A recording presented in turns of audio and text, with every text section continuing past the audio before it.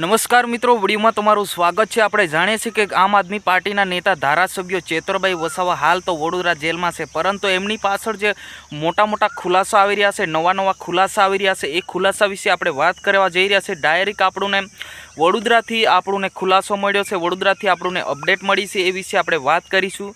તે પહેલાં અમારી ચેનલ પર નવા હો તો ચેનલને સબસ્ક્રાઈબ કરી નાખજો। મિત્રો મને જ્યાં ટાઈમ મળે ત્યાં હું વિડીયો બનાવી લઉં છું, કેમ કે આપણી પાસે સેટઅપ નથી કે આપણે સેટઅપમાં બેસીને તમારા સુધી વિડીયો હું પહોંચાડું। તો જેમ તેમ કરીને તમારા સુધી હું વિડીયો પહોંચાડું છું, તો લાઇક અને ચેનલને અવશ્ય સબસ્ક્રાઈબ કરી નાખજો।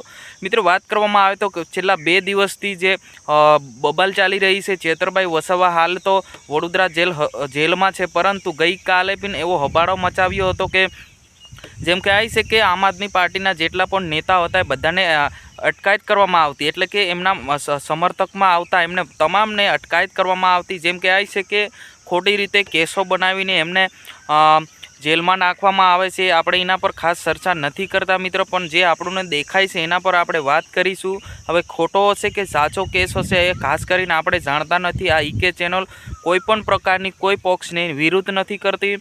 વાત કરી લઈએ તો ચેતરભાઈ વસાવા પર 5 દિવસની રિમાન્ડ માંગ્યા હતા પોલીસ સાહેબો, પરંતુ કોર્ટે રિમાન્ડ મંજૂર ના કર્યા।